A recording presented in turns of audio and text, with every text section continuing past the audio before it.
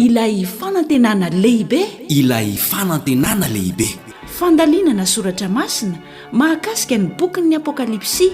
Arahinao eto amin'ny onjapeo ny feon'ny fanantenana miaraka amin'ny pasteur Akida Tantely.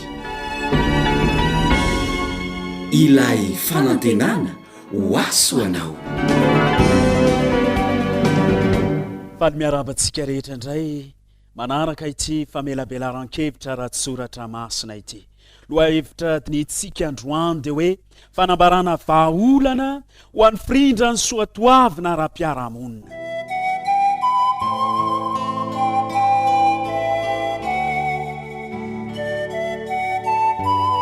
Taona vitsivitsy lasa izay dia akany no teny lazan'ny malagasy ny hoe tokantrano, satria tao nahatsapana izy ireo fialofana, tao no nahatsapana izy ireo fiarovana, totra ny fifaliana zany hoe miazo ny lalana mody any atokantrano zany rehefa hariva ny andro. Ary rehefa tafiditra ny varavarany tokantrano dia mahatsiaro tena ho miramira na maivamaivana, tena toeram-pahasambarana mihitsy. Zany no nilazana ny tokantrano hoe akany. Ankehitriny kosa dia tsy manana afa-tsy ny teny hoe trano isika, ody any an-trano, andeha ho any an-trano, to miova ny toe-javatra rehetra. Fa inona ny zavatra nitranga? Ilay toeram-pialofana fahiny, to lasa sanjakany herisetra, to lasa sanady, ohatra ny betsaka ny olona ny malaina hitoetra ny amin'ny tokantrano ihany, betsaka ny olona ny tezay ny arabe, mikorontana ny tokantrano ankehitriny. Ary inona ny zavatra mitranga ao amin'ny varavara ny tokantranonao ao?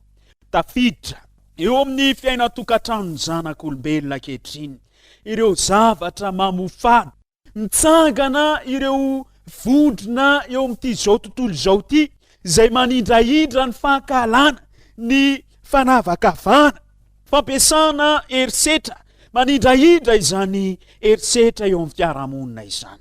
Tsy voizina intsony ny fatoram-pianakaviana. Ankehitriny dia tsy voizina intsony ny fatoram-pianakaviana, ary lasa tolona goavana mihitsy ny famerenana ny asiny tokantrano. Very ilay soatoavina izay ny raketina teo amin'ny tantarany zanak'olombelona, mba hanondro ny lalak'ombany, mba hanondro ny lalak'izorany. Tsy hita intsony hoe mizotra makaiza moa ity fiainantsika ity. Amin'ny lafiny anankiray ny olombelona dia sady manameloka ny fitondrantena tsy mendrika no mankalaza izany. Melontsika ny Fanantenana izany, kanefa ankalazaintsika amin'ireo horonan-tsary miverimberina eo amin'ny fahitalavitra izany. Misy zavatra tsy manjary intsony eo amin'ny fiarahamonina iainantsika. Tsy hita intsony ilay soatoavina mafy toy ny vato izay natao ho an'ny rehetra, ho an'ny vanim-potoana amin'ny fandimby. Ny sain'ireo zanantsika dia lasa sany fifanandrina ny soatoavina tsara sy ny ratsy. Ireo tanora 80 taona ankehitriny dia mbarany manam-pahaizana fa efa nahita herisetra mihoatra ny roetsy teo amin'ny fahitalavitra. Alay fisary an-tsaina ane zany, ireo zavatra jereny masontsika nefa no mamolavola ny fiainantsika. Ary manamarina an'izany ny Baiboly.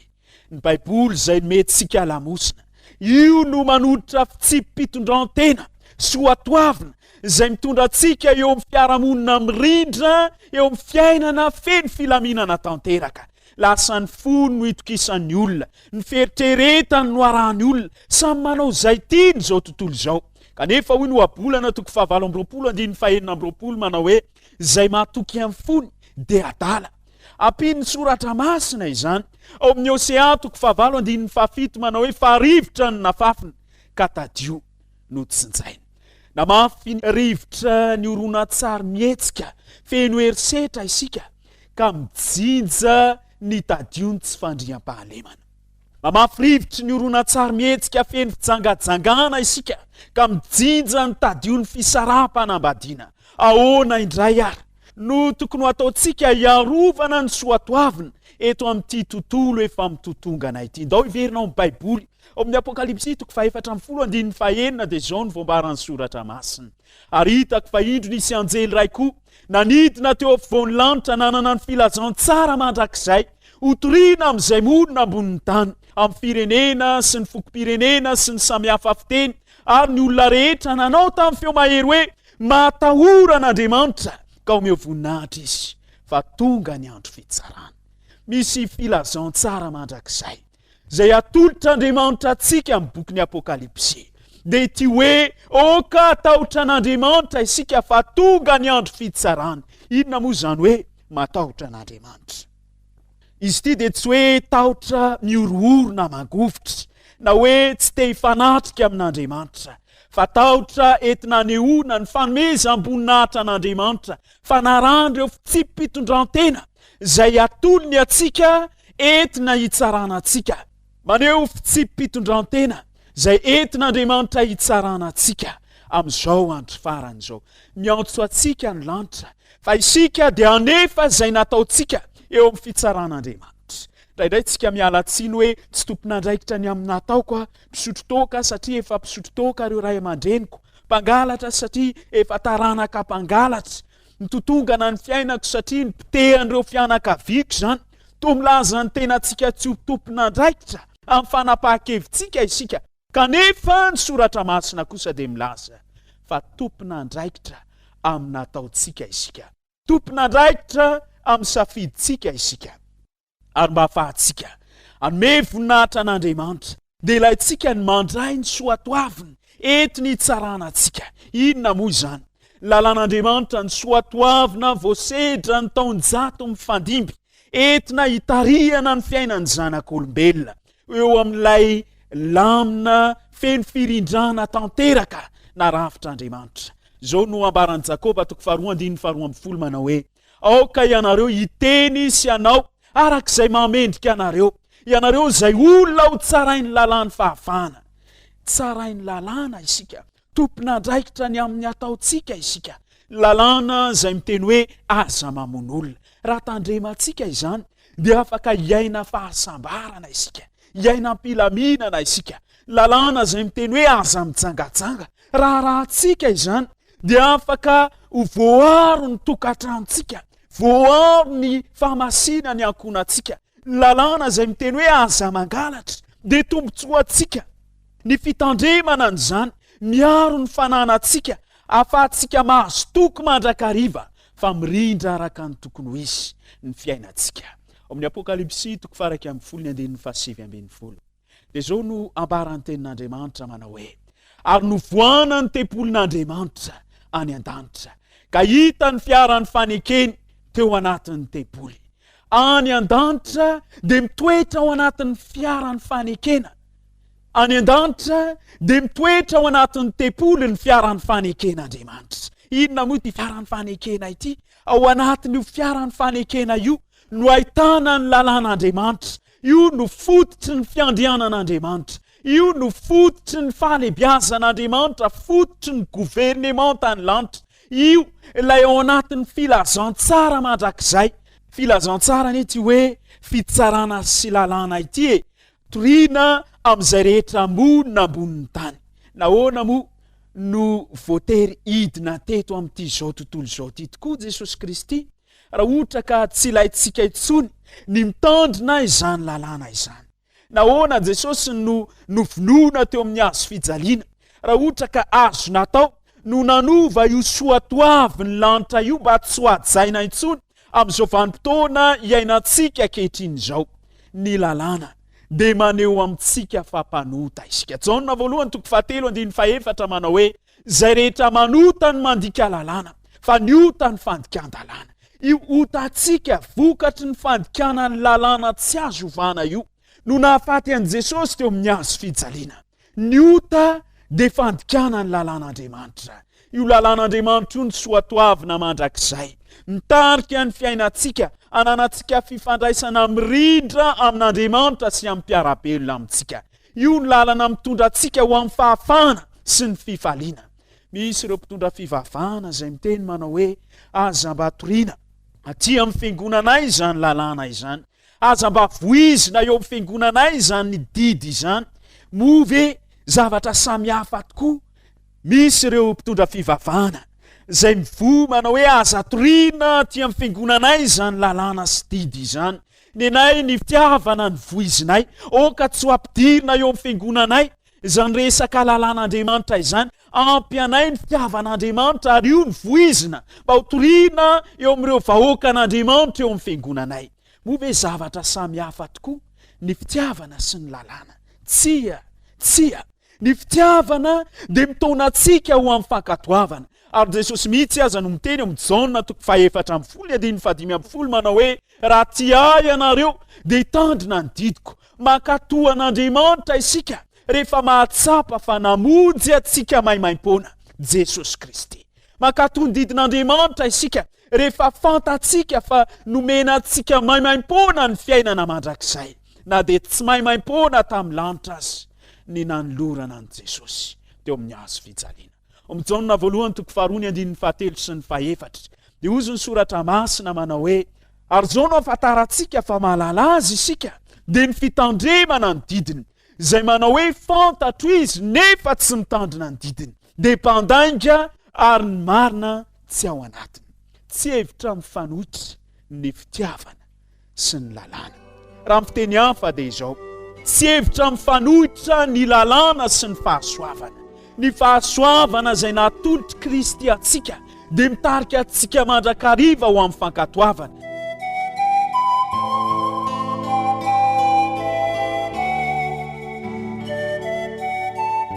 Fa inona tokoa moa no asan'ny lalàn'Andriamanitra? Romanina 7:20 manao hoe fa ny lalàna no ahazahoana fahalalàna marina ny amin'ny ota. Raha foanana izany ty lalàna ity, raha esorina io didin'Andriamanitra io, dia tsy misy mahatsapa ho mpanota intsony isika, tsy misy tondro avaratra mitarika ny lalantsika ho amin'ny fahamarinana intsony.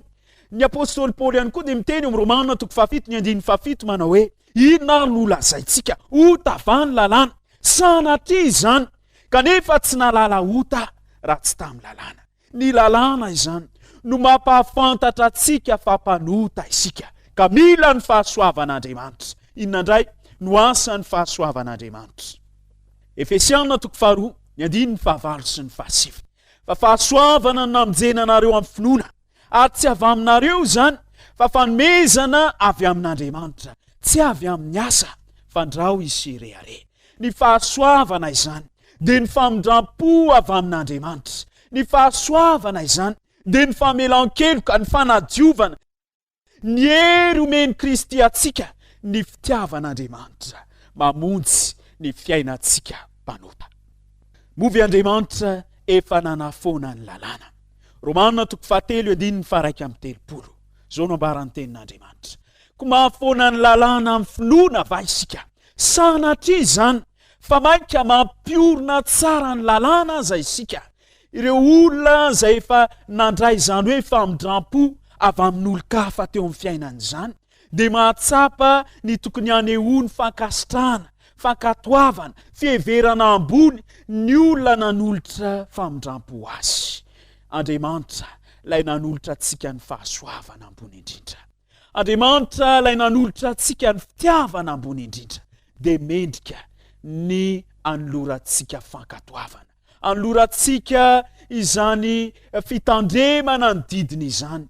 Tsy hoe mitandrina ny didin'Andriamanitra isika mba andraisantsika ny fahasoavana, andraisantsika ny famonjena, fa mitandrina ny didin'Andriamanitra isika satria efa tia ka namonjy atsika Jesosy Kristy.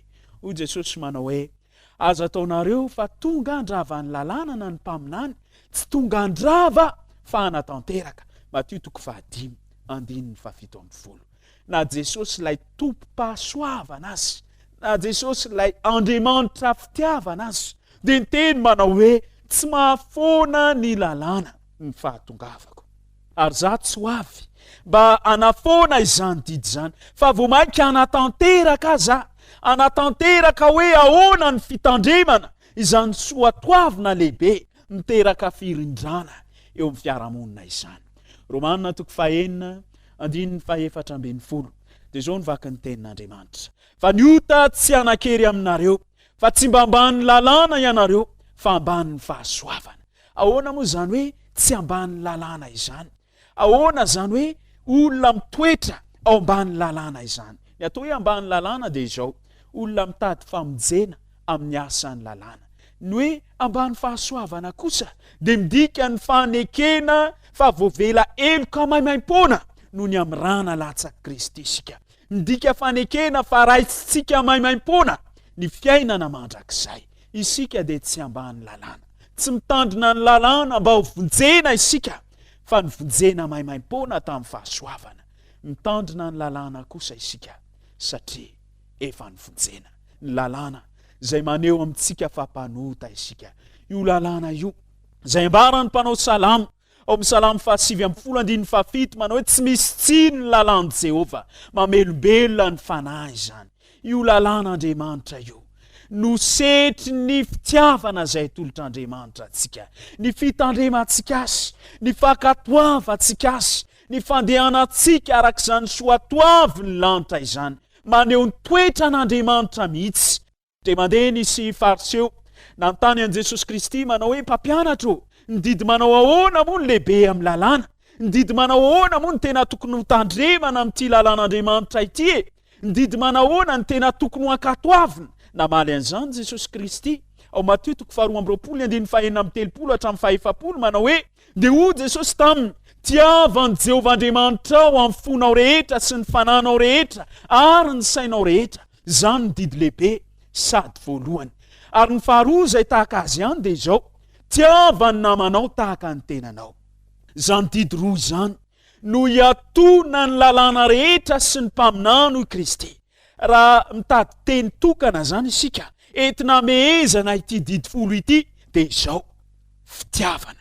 Io no azo amehezana ny lalàn'Andriamanitra. Io fitiavana io no amehezana ny toetran'Andriamanitra, ny soatoavina hitarihan'Andriamanitra atsika ampisy firindrana indray eto amin'ity fiarahamonina efa rava ny herisetra ity. Fitiavan'Andriamanitra ary manolotra atsika izany didy mpitiavana izany. Ireo didy 4 voalohany tokoa eo amin'ny Baiboly dia maneho ny tokony hitiavantsika n'Andriamanitra, ny hoe aza manan'Andriamanitra hafa fa izao ihany, aza manao saron-javatra voasikotra ho anao, aza manonona foana ny anaran'i Jehovah Andriamanitra ao, mahatsiarova ny andro sabata na masina azy, fa enemana no iasanao sy anaovanao ny raharanao rehetra. Zany didy 4 voalohany zany dia maneho amintsika ny fomba tokony hanehoantsika ny fitiavana n'Andriamanitra. Ary ny didy 9 farany kosa dia mampifanaritra atsika, ary ny didy 9 farany kosa dia mampifamatotra atsika amin'ireo mpiarabelona amintsika, amin'ireo olombelona tahaka atsika. Rehefa manaja ny ray aman-drenitsika isika, rehefa tsy mamono olona isika, rehefa tsy mijangajanga isika, rehefa tsy mangalatra isika, rehefa tsy mety ho vavolombelona mandainga isika, rehefa tsy mitsiritra isika, dia manamafy ny fatoram-pitiavana zay ifandraisantsika amin'ireo mpiarabelona amintsika. Ny fitiavana no teny tokana azo amehezana ny lalàn'Andriamanitra, ilay lalàm-pahafana, lalàna manafaka atsika amin'ny herisetra, manafaka atsika amin'ny korotana, manafaka atsika amin'ny fahotana. Ary zay no nahatonga ny didy folo ny mena teo an-tendrombohitra Sinay, ahatsiarovan'ireo zanak'Israely ny fanafana azy ireo avy amin'ny fanandevozana tany Egypta. Ao amin'ny Exodosy 20:20 mialohany nanolorana ny didy folo dia hoy Jehovah manao hoe, zao ny Jehovah Andriamanitra ao zay nitondra anao nivoaka avy tany amin'ny tany Egypta zay nanandevozana anao. Tena didim-panafana izany didy folo izany. Manasa atsika Andriamanitra mba hitodika amin'io soatoavy ny lanitra io, ilay maneho ny toetran'Andriamanitra velona, maneho ny fitiavana sy ny fahendren'Andriamanitra. Io didy folo io no ampisy firindrana indray eo amin'ny fiainantsika. Ary zany no porofo anehoantsika fa tian'Andriamanitra isika. Hoy ny mpanao salamo amin'ny salamo 1:107 manao hoe, ny asan'ny tanany dia fahamarinana sy fitsarana, mahatoky avokoa ny didiny rehetra amin'ny toetra mafy mandrakizay dorireny. Ilayntsika ny mitandrina ny didin'Andriamanitra. Mba fantatrareo ve inona no antony namoizan'ny Satana ny lanitra? Ny tsy fankatoavana ny didin'Andriamanitra, ny tena ny nataon'o Andriamanitra. Mba fantatrareo ihany koa ve inona no namoizany Adama sy Eva ny saedena? Ny tsy fankatoavana ny didin'Andriamanitra. na dia tsy vonjena amin'ny fitandrimana ny didy aza isika dia mahavery atsika kosa ny fandikana izany didin'Andriamanitra izany satria rehefa tsy manaiky ny ankatohan'Andriamanitra isika, rehefa tsy manaiky ny ampifanaraka ny toetra atsika amin'ny toetran'Andriamanitra isika dia tsy maintsy fisarana no vokatra izany. Mba tsy hamoy ny lanitra tahaka ny Satana isika, mba tsy hafoy ilay Edena vaovao tahaka ny Adama sy Eva isika satria tia antsika Andriamanitra. Ary izao nolazainy ao amin'ny Hebreo 9:10 manao hoe fa izao ny fanekena ataoko amin'ny taranaka Israely rehefa afaka izany androany Jehova dia ataoko ao an-tsainy ny lalako ary hosoratako ao am-pony izany. Ary izao Andriamanina izy kosa oloko te hanao fanekena aminao Andriamanitra. Ilay didy izay nosoratany teo amin'ny vato fisaka tia nosoratana ao am-ponao ankehitriny, tia nosoratana eo amin'ny fiainanao. Manana vahoaka manokana Andriamanitra izay fidiny hitandrina izany didiny izany. Ao amin'ny Apokalypsy 4:12 manao hoe indro ny faharetany olona masina dia izay mitandrina ny didin'Andriamanitra sy ny finoanan'i Jesosy. Enao ny tian'Andriamanitra olona masina, enao ny tian'Andriamanitra ho vahoakany, hitandrina ny didiny, anao fanekena manokana sambatra izay manasa ny akanjony, mba hanana ny fahefana amin'ny hazonaina sy hidirany amin'ny vavahady ho ao an-tanàna. Miantso atsika Kristy, miantso atsika izy mba hitandrina ny didiny indray, manatsotra ny tanana izy, andray ny tanantsika, hiainantsika amin'izany fiainam-pakatoavana izany.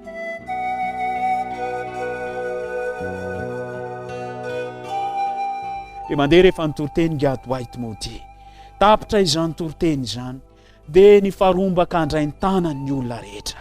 Tamin'izay fotoana izay ihany koa dia nisy renim-pianakaviana zazakely anankiray, zanany lahy-kely anankiray izay nandray ny tanany Gadoay Timote. Niteny tamin'ilay zaza ilay renim-pianakaviana hoe anako, raiso ihany koa ny tanany Gadoay Timote. Napalahelo anefa fa totondro no menty zaza ity any Gadoay Timote. Gaga ilay reny hoe inona ty ataonao ty anako, ny tananao tsory fa tsy totondry no menao ny pasteur. Dia niteny ty zaza ity manao hoe raha tsotrako ny tanako dia ho raisy ny Gadoay Timote mora foana, ho lasany mora foana ireto kanety eto amin'ny tanako reto ka tsy hanana kilalao tsony aho. Mety manao tahaka ity zaza ity ihany koa isika eo amin'ny fiainantsika ara-panahy. Mety manao tahaka ity zaza ity ihany koa isika eo amin'ny fiainam-panahintsika. Misy kanety pahotana izay fihintsika ka toy ny manome totondry an'Andriamanitra ny fanoloran-tenantsika. Atsory ny tananao, aoka ho atsotra eo anatren'Andriamanitra ireo fahotana izay mitambesatra eo amin'ny fiainantsika. Anarahantsika indray ny didiny, izorantsika amin'ilay soatoavy ny lanitra, anarahantsika ny toetra an'Andriamanitra feno fitiavana mba hitiavantsika an'Andriamanitra sy ireo mpiarabelona amintsika. Amin'ity androany ity move foinao ireo fahotana, hiteny amin'Andriamanitra venao manao hoe Andriamanitra, vonina hitandrina ny didinao satria efa namonjy ahy ianao, vonina andeha araka ny baikonao satria efa maty ho ahy ianao. Iainako ny toetranao mba ho toetrako ihany koa izany, anehoako fa tianao satria ianao no miteny manao hoe raha ty ahy ianareo dia hitandrina ny didiko. Manasa anao ny lanitra, hiverina amin'ilay soatoavina lehibe dia ny didin'Andriamanitra. Anova ny fiainanao izany, anamboatra ny toe-panahinao izany, anolotra anao ny fahasambarana sy ny fiadanana izany. Vonina venao hitandrina ny didin'Andriamanitra, tianao ny lanitra ary mino fa tian'Andriamanitra ihany koa ianao. Asehoy izany amin'ny fitandremana ny didin'Andriamanitra. Amen.